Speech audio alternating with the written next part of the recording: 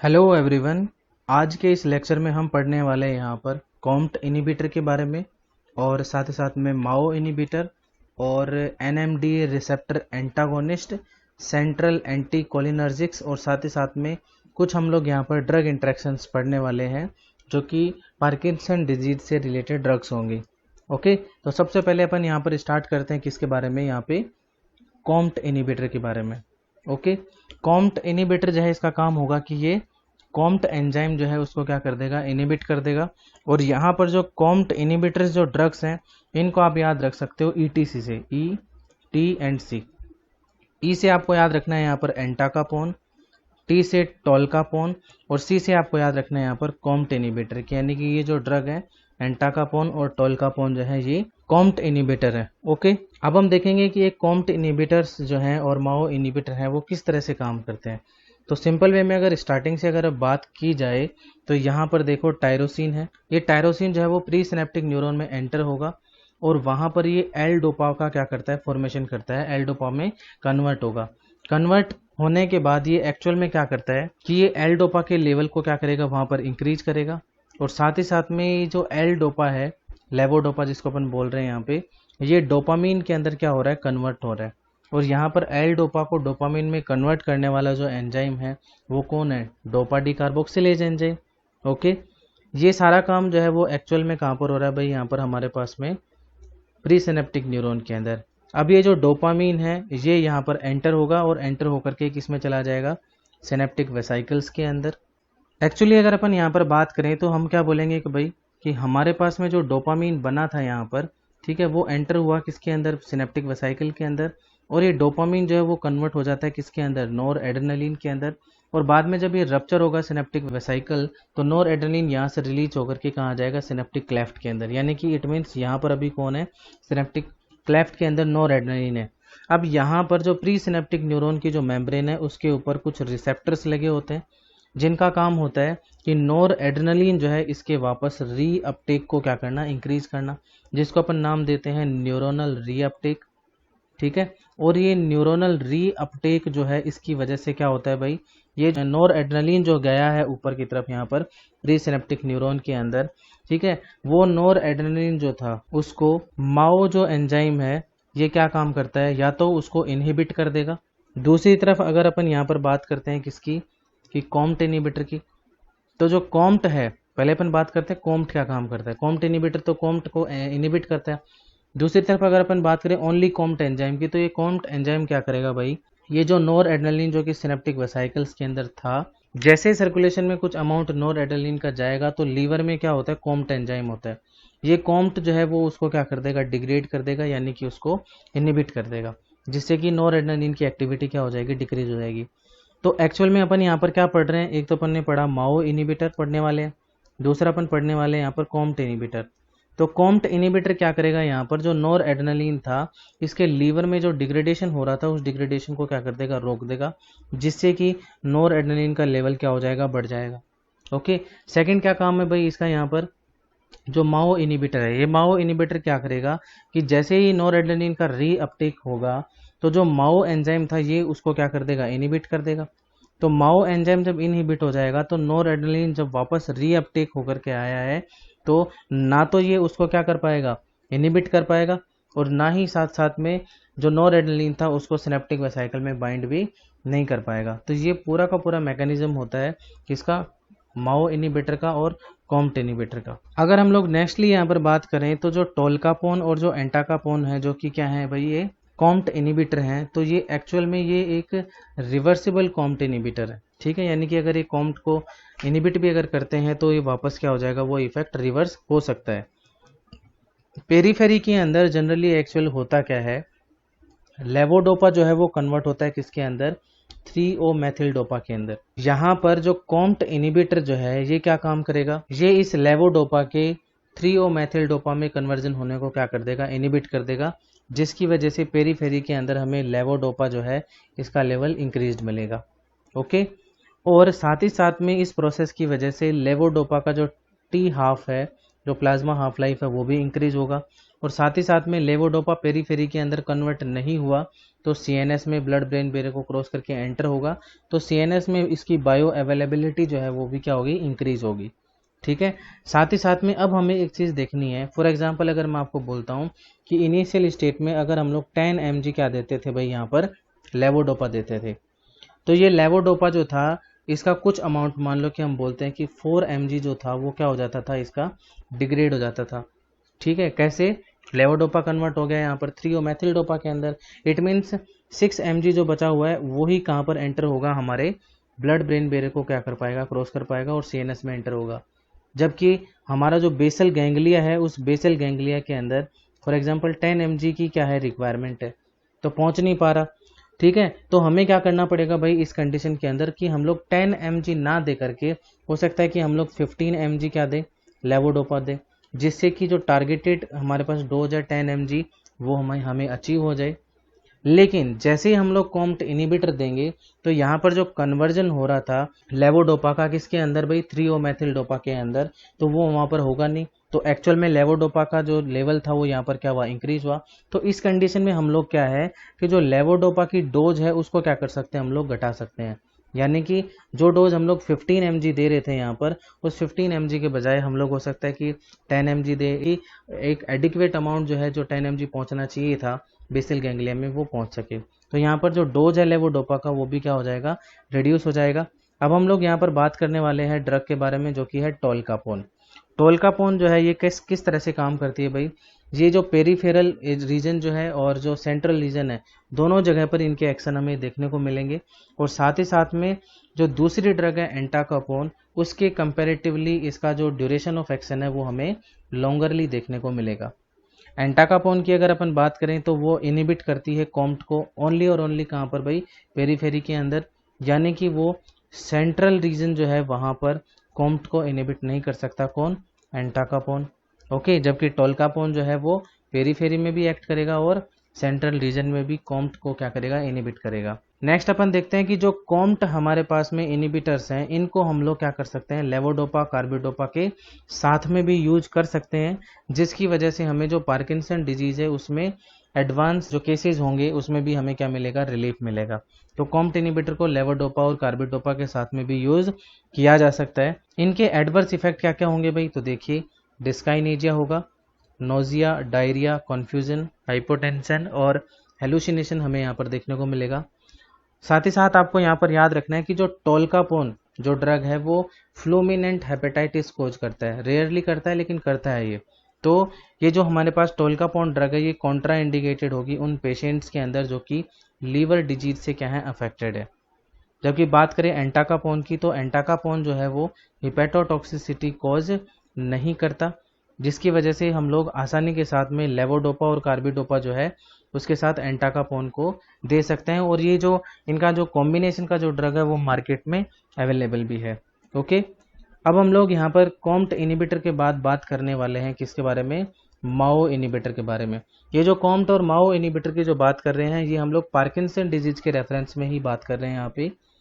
तो माओ इनिबिटर की ड्रग्स को कैसे याद रखोगे भाई, RSM से याद रखना आप, RSM, R for rasagiline, S for selegiline जिसको अपन डेप्रानिल भी बोल सकते हैं, और M से आपको याद रखना है यहाँ पर माओ इनिबिटर।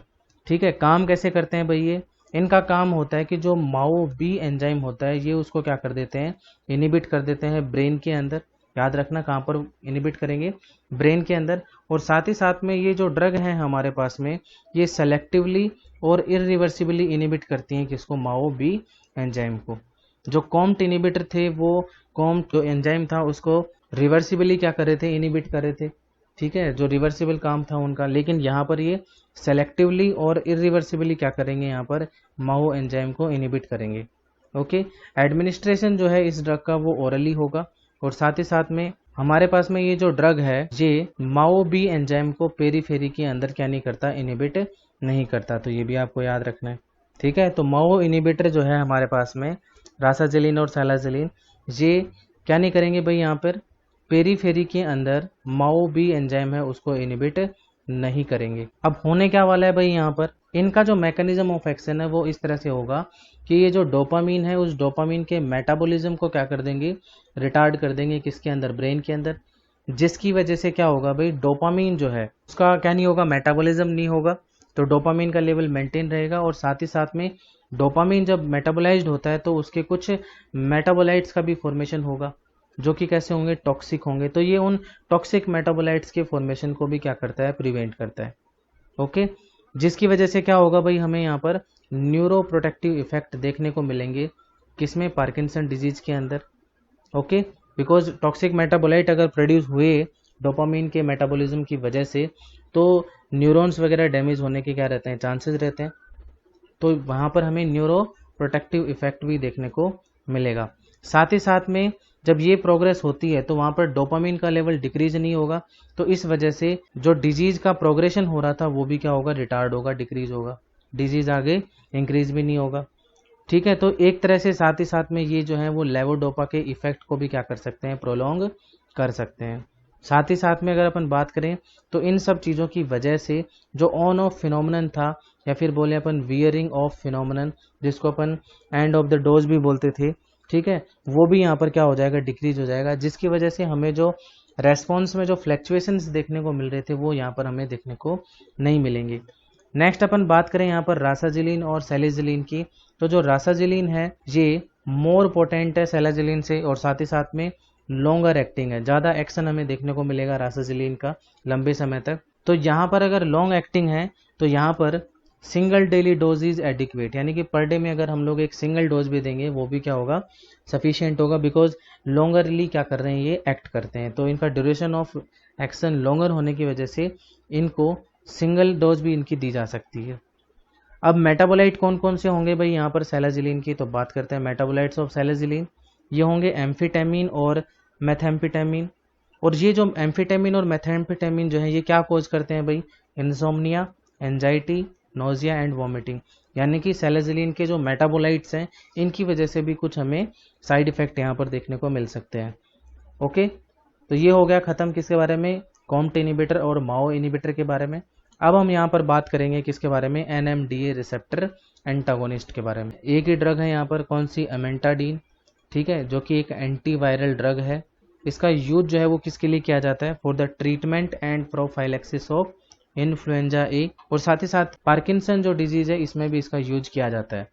इसका मैकेनिज्म ऑफ एक्शन क्या होगा, तो ध्यान रखिए यहाँ पे, जब भी हम पेशेंट को एमेंटाडीन देंगे तो देने के बाद में ये क्या काम करेगा, जो डोपामिनर्जिक न्यूरॉन्स होते हैं उन डोपामिनर्जिक न्यूरॉन से डोपामीन की रिलीज और उनके वहाँ पर सिंथेसिस की जो रेट है उसको क्या करता है, ये फैसिलिटेट करता है ब्रेन के अंदर। ठीक है, तो जैसे ही अपन एमेंटाडीन देंगे तो जो न्यूरॉन्स हैं डोपामिनर्जिक, जहाँ पर डोपामीन का सिंथेसिस होता है, जहाँ से रिलीज होता है, वो प्रोसेस क्या हो जाएगा, इंक्रीज हो जाएगा। ओके, साथ ही साथ में अमेंटाडीन जो है ये क्या है भाई, एक NMDA रिसेप्टर एंटागोनिस्ट भी है, तो वहाँ पर इसके एक्शन भी देखने को मिलेंगे। तो उसकी वजह से क्या होगा कि जो ग्लूटामेट न्यूरोट्रांसमीटर है इसका जो ट्रांसमिशन होता है न्यूरॉन्स के अंदर, बेसल गैंग्लिया के अंदर, वो भी क्या हो जाएगा, डिक्रीज हो जाएगा। अब मैं आपको बता दूं जो ग्लूटामेट है वो क्या है, एक भाई एक्साइटेटरी न्यूरोट्रांसमीटर है यहाँ पर। तो एक्साइटेटरी न्यूरोट्रांसमीटर्स है तो यहाँ पर प्रॉब्लम हो सकती है ग्लूटामेट की वजह से, कि जो यहाँ पर हमें साइन और सिम्टम्स दिखाई दे रहे हैं पार्किंसन डिजीज के, वो यहाँ पर क्या हो सकते हैं, इंक्रीज हो सकते हैं, लाइक ट्रेमर, रिजिडिटी। ठीक है, बिकॉज ये क्या है, एक एक्साइटेटरी न्यूरोट्रांसमीटर है। ओके, अब यहाँ पर क्या होगा, हमने ग्लूटामेट का क्या कर दिया, ट्रांसमिशन को डिक्रीज कर दिया, तो इसकी वजह से हमें बेनिफिशियल इफेक्ट देखने को मिल सकते हैं किसमें, पार्किंसन डिजीज के अंदर। साथ ही साथ मैं आपको बता दूं यहाँ पर कि जो अमेंटाडीन जो है वो लेस इफेक्टिव है किससे, लेवोडोपा से, यानी कि जो लेवोडोपा होगा वो मोर इफेक्टिव होगा बजाय अमेंटाडीन के। लेकिन हम लोग अमेंटाडीन का जो है वो यूज कर सकते हैं, कब भाई, in the initial treatment of mild parkinsonism.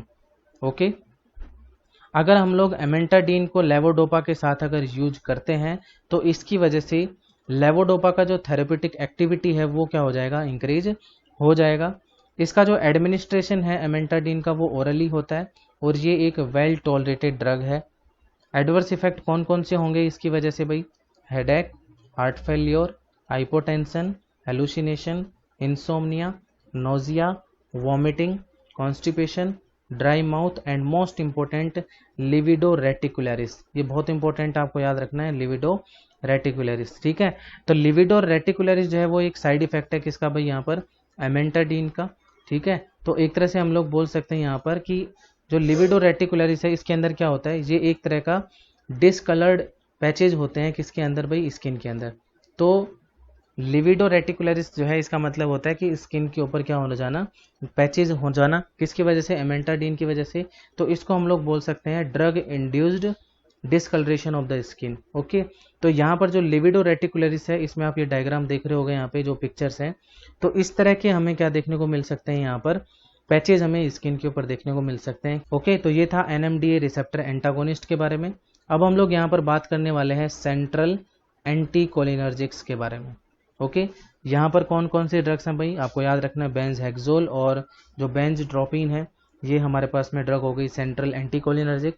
अगर मैं यहाँ पर बात करूँ तो जब अपन ने पार्किंसन डिजीज के बारे में जब इनिशियली पढ़ा था तो वहाँ हमने बोला था कि यहाँ पर डोपामीन जो है उस डोपामीन का लेवल डिक्रीज हो जाता है यहाँ पे, जबकि एसिटाइल कोलिन जो है जो कि एक कोलिनर्जिक ड्रग्स है, ठीक है, तो इसका लेवल यहाँ पर बहुत ज़्यादा बढ़ जाता है। यानी कि अपन बोले कि कोलिनर्जिक एक्टिविटी जो है वो हमें यहाँ पर बहुत ज़्यादा देखने को मिल सकती है।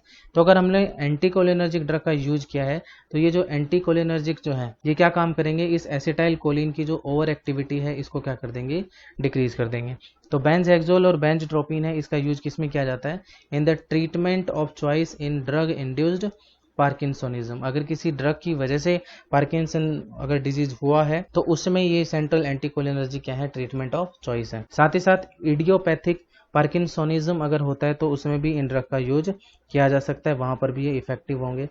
इनका मैकेनिज्म ऑफ एक्शन क्या होगा भाई, ये सेंट्रल एक्शन हमें देखने को मिलते हैं इसके, और साथ ही साथ में जो पेरिफेरल एक्शन है वो भी हमें मिनिमल देखने को मिल सकते हैं, लेकिन मेनली जो है इसके सेंट्रल एक्शन हमें देखने को मिलेंगे।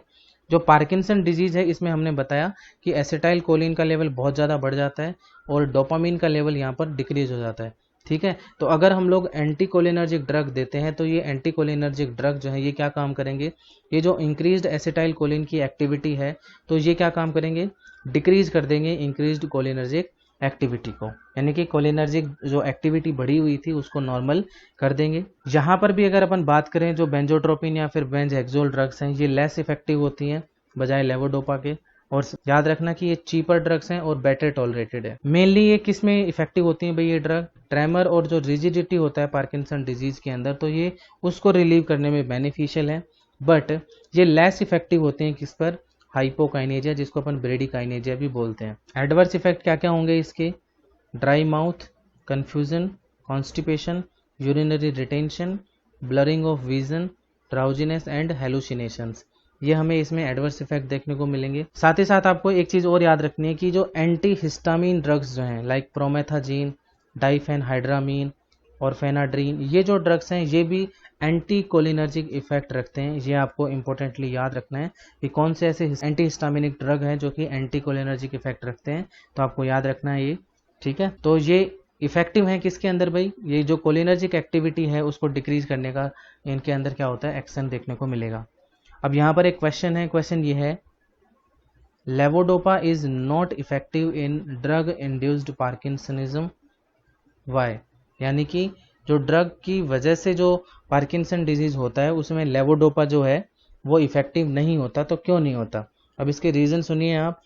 जो ड्रग इंड्यूस्ड पार्किंसन डिजीज होता है इसके अंदर डोपामीन की डेफिशिएंसी नहीं होती, नंबर 1।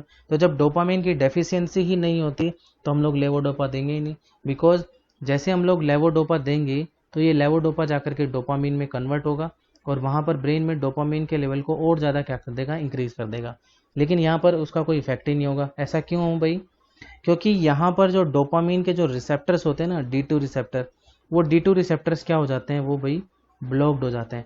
तो अगर डोपामीन अगर वहाँ पर है भी, प्रेजेंट भी है लेवोडोपा देने के बाद में, तो वो इफेक्ट नहीं कर पाएगा किस पर, D2 रिसेप्टर पर, बिकॉज D2 रिसेप्टर क्या है, ब्लॉक्ड है। इसीलिए हम लोग ड्रग इंड्यूस्ड पार्किंसन डिजीज के अंदर लेवोडोपा को नहीं देते। नेक्स्ट अपन बात करेंगे यहाँ पर किसके बारे में, कुछ ड्रग इंटरेक्शंस के बारे में। तो देखिए सबसे पहला ड्रग इंटरेक्शन है कि अगर हम लोग लेवोडोपा को देते हैं किसके साथ में, माओ इनिबिटर्स के साथ में।